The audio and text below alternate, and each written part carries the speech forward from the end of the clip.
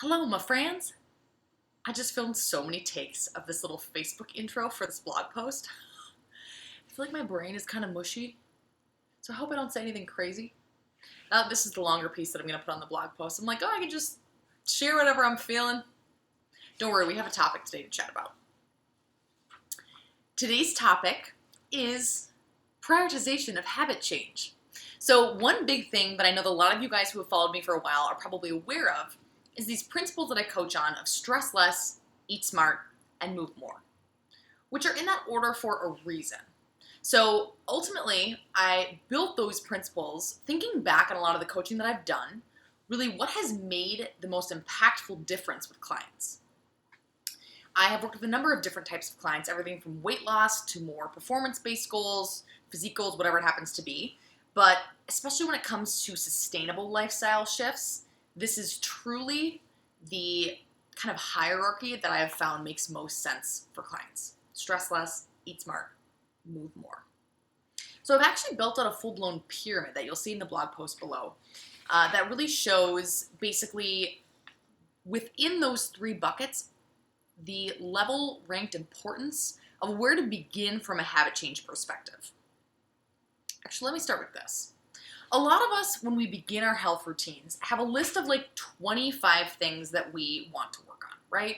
It's like, okay, I'm not getting enough sleep, I'm not drinking enough water, I don't think I'm getting enough protein, like there's probably some things in my life that are stressing me out, I should probably be more intelligent about how I'm training at the gym, like there's a list that's never ending. So oftentimes we're kind of overwhelmed when we look at that list. People react differently. Some people are like, screw it, I'm not gonna touch anything on it. Some people do a little like close my eyes and pick. For some of us, it's like, oh, this worked for my friend, so I'm going to give it a try, right? There's a lot of different reasons why we begin with the habit or goal that we begin with. There's nothing wrong with that, right? At the end of the day, health is a journey, and every time that we chase a new goal or work towards something, we learn something about ourselves and our own health, which is completely invaluable information because it's not something you can find in a textbook or online. But that being said, I want you guys to be doing this in the most efficient and effective way as possible. Reason being, when we start seeing results within ourselves, that's honestly when we keep up the motivation to keep working towards goals, right? If you lose the first 5 pounds, that encourages you to lose the next 5 and the following 5, right? If you improve your nutrition and you find that your energy levels are that much better, that's when you keep kind of honing things in, and maybe then you choose that you're going to dial in your training as well because you just realize how much better you're feeling. It's kind of this like trickle down effect of one thing leads to the next. So the beautiful thing about that is if we start with the right habit and we start to see those results and that sort of change, that encourages us to keep going versus starting with the wrong habit, not really seeing the change that we're hoping for and saying, well, screw it. You know, it was easier just not chasing down any of these health habits anyway, right? So now I'm going to pull up the lovely pyramid. So falling once again into those buckets of stress less, eat smart, and move more, I've broken it down into a few additional levels, tiers, hierarchies, whatever you want to call it. It's in a pyramid shape. So we know that we're starting at the bottom, right? We're building our foundation as we work our way up. So at the bottom, we're starting with mindfulness. Following mindfulness comes sleep, hydration, nutrition, and then exercise. Take a peek. Yes, there it is. It'll be posted below. But the key here is, let's think about this. You're probably wondering, okay, Reed, why did you put mindfulness at the bottom? You know, a lot of people oftentimes think that nutrition or exercise is going to come first. Think of it this way. If you've ever experienced a level of anxiety or stress that has kept you from being able to sleep, you'll understand why that's number one. At the end of the day, our body can't recover, our cells can't regenerate as well, we won't feel as good if we're not sleeping, right? So mindfulness comes before that because that almost becomes more important in order to allow us to achieve everything else above that on the pyramid.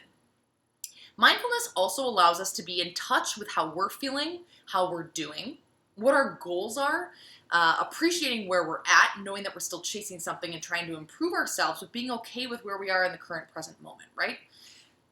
Some of you guys may know people who on the outside look really healthy, right? Maybe they have a very intense exercise and nutrition regimen, but mentally they're not at a good place. Maybe they're coming from a place of a bit of obsession or kind of hyper focus on something that's negatively impacting other areas of their life.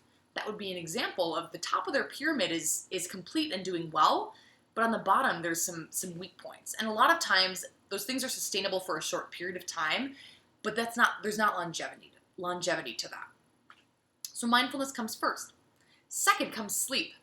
I have had a handful of people come to me before and say, "Hey Reed, can you write me an exercise program?" To which I say, "Heck yeah, I can do that." And then usually what I end up doing is digging in a little bit more around lifestyle, around their nutrition, their sleep, their hydration, some of the other things, their mindfulness that come below exercise on the pyramid. So someone will come to me and say, "Hey, I'm really struggling to lose weight. I have been working so hard in the gym. Can you help write me a program? I want to kind of take it to the next level. I really want to dial it in. I think that the next program is going to be the one. I need to do a little more strength training," whatever it is for that person.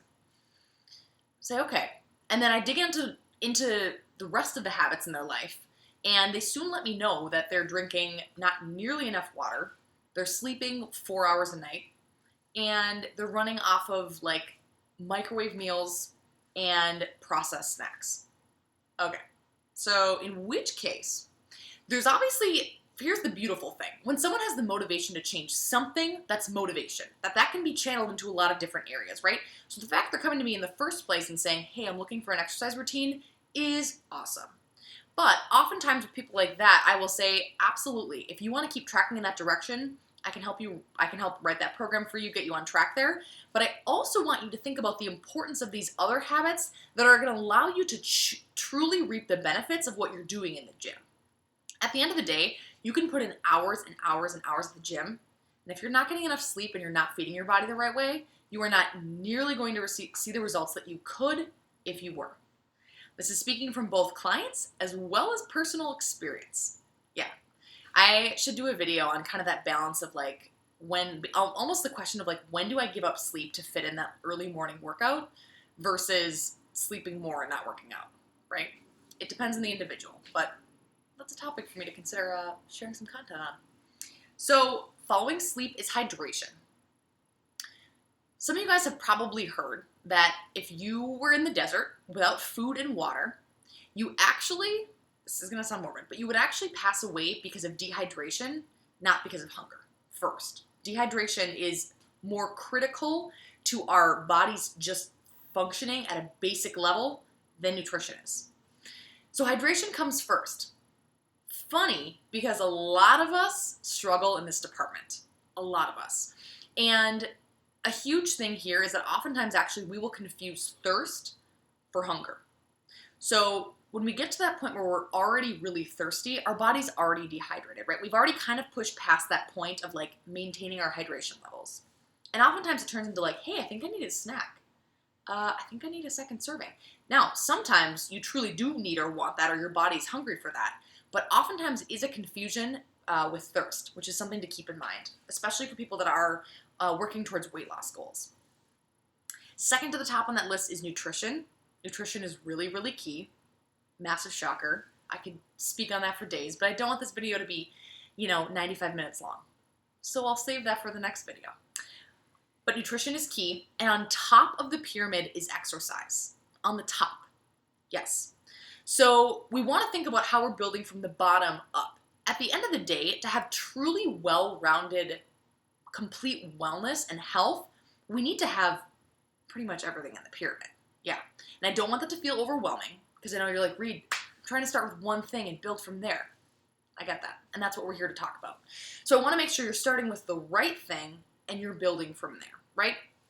Now, I'm not saying that you need to particularly give up. If you're doing certain things in your life that are really healthy, that feel good to you, that are energizing you, maybe they're farther up the pyramid and you still have some things you need to work on the bottom of the pyramid. I'm not saying you need to give these up.